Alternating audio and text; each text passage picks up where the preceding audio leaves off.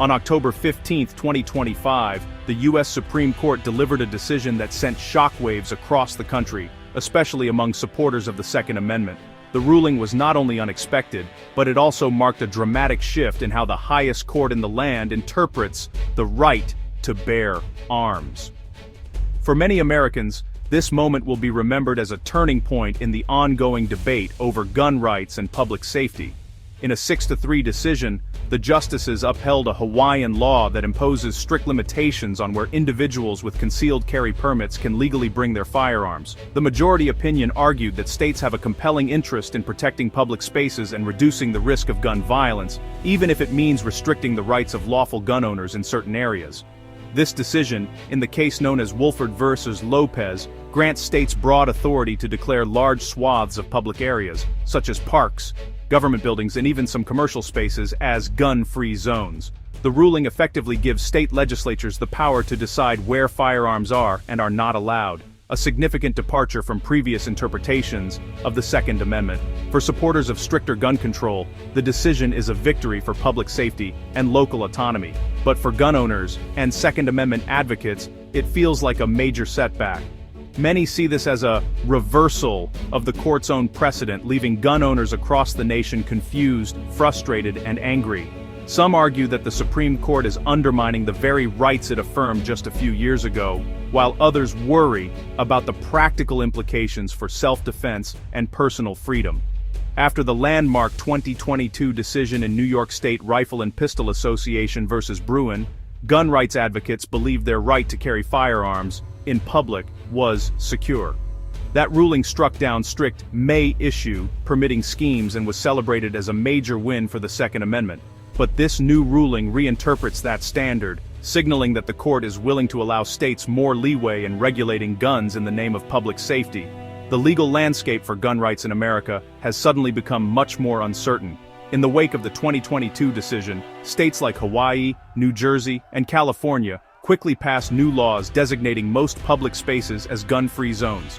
These laws were immediately challenged in court by gun rights groups, who argued that they were a blatant attempt to sidestep the Supreme Court's earlier ruling. The legal battles that followed set the stage for a showdown over the limits of state power and the meaning of the Second Amendment in modern America. The Woolford versus Lopez case became the ultimate test of these new laws, drawing national attention and sparking heated debate in the media, in legislatures, and among ordinary citizens. As the case made its way through the courts, both sides prepared for a decision that could reshape the future of gun rights in the United States. The Supreme Court's ruling has triggered intense and passionate reactions. Gun rights groups have called it a betrayal of constitutional principles, while gun control advocates see it as a long overdue correction. Politicians, activists, and legal experts are all weighing in, and the country remains deeply divided.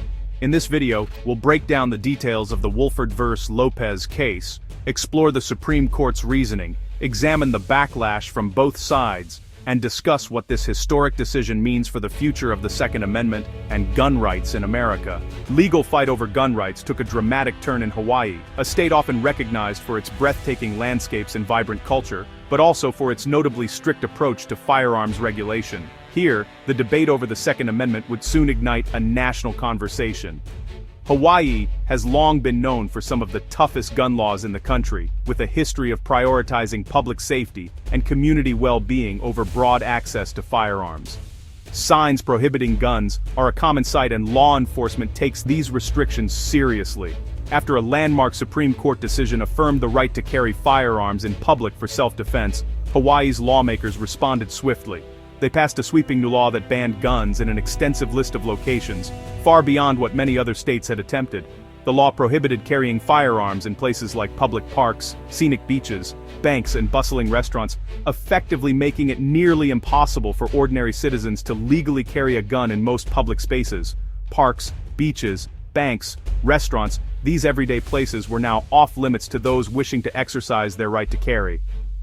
The restrictions extended even further, covering most private businesses unless the owners explicitly posted signs allowing firearms.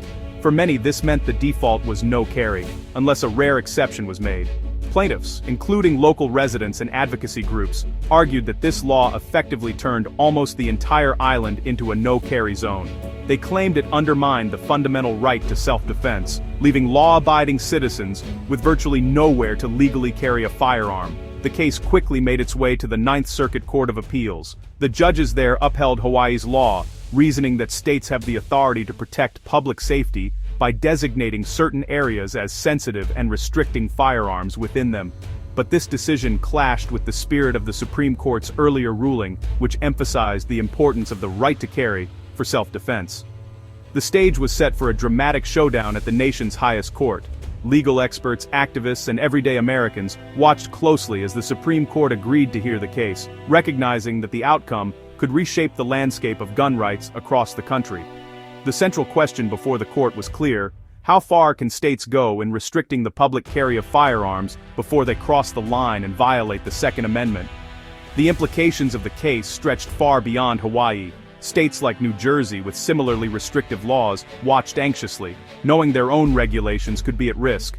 New York and California, both with large populations and strict gun control measures, also stood to be directly affected by the Supreme Court's decision. As the nation waited, gun owners and gun control advocates alike understood that the court's ruling would define the right to carry in America for years, perhaps even generations to come. The majority opinion, written by the Chief Justice, argued that the Second Amendment right to carry is not unlimited. They emphasized that while the right to bear arms is fundamental, it is not absolute and can be subject to reasonable regulations. The court said the historical test allows for flexibility. States can adapt old principles to modern public safety needs. This means that while the core right remains protected, the specifics can evolve to address contemporary challenges.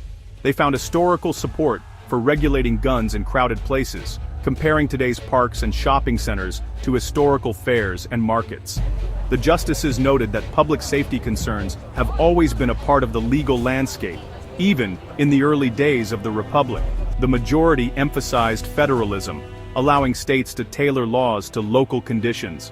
This approach respects the diversity of the United States, where different states may face different public safety challenges and therefore require different regulations. Hawaii's law, they said, doesn't ban public carry outright but regulates where it can happen. The law aims to balance the right to carry with the need to protect public spaces and ensure safety for all citizens. Individuals can still carry on streets, in vehicles, and on private property with permission. This means that while there are restrictions, the ability to carry a firearm is still preserved in many everyday situations. For the majority, this satisfied the core of the Second Amendment, though many gun owners saw it as a major setback. They felt that the ruling imposed unnecessary limitations on their rights, reflecting the ongoing debate over the balance between individual freedoms and public safety. The three dissenting justices issued a sharp rebuke, accusing the majority of gutting the precedent. They argued there's no historical tradition of banning guns from nearly all public spaces, and that the majority's approach invites chaos and endless litigation. The dissent warned that declaring most places sensitive is a de facto ban, turning the right to carry into an illusion. They predicted a patchwork of laws where rights change at every state line. For gun owners, the dissent captured a deep sense of disappointment and fear that their rights are now at the mercy of state legislatures. Gun owners reacted with shock and anger, feeling betrayed by a court they thought had secured their rights. Many invested in permits and training after Burr, only to see those rights sharply restricted. They argue that self-defense is most needed in public spaces, now off-limits in many states. Critics say criminals ignore gun-free zones, leaving law-abiding citizens defenseless. The ruling's inconsistency with has led to accusations of judicial flip-flopping and political bias. For many, the Second Amendment is core to their identity and citizenship. The decision is seen as a message that their values aren't respected, fueling a renewed push for political and legal action. Gun rights groups are mobilizing for the next fight. The heart of the debate is the definition of a sensitive place. Historically, this meant a few locations like courthouses and polling places. States like Hawaii have expanded it to cover nearly all public life: parks, libraries, transit, and more. Gun owners argue this erases the right to carry, turning a constitutional right into a privilege. Supporters of the law say the historical test should be flexible, applying old principles to modern crowded spaces. The disagreement is fundamental strict historical analogs versus broader thematic interpretations. The Supreme Court has now sided with the latter, giving states more leeway to define gun-free zones. For gun rights advocates, this is a major defeat. The decision will have sweeping effects beyond Hawaii. Liberal states with similar laws now have Supreme Court backing, and pending legal challenges will likely fail. This creates two Americas. In some states, public carry remains robust. In others, it's nearly impossible. Crossing state lines could turn a law-abiding gun owner into a criminal.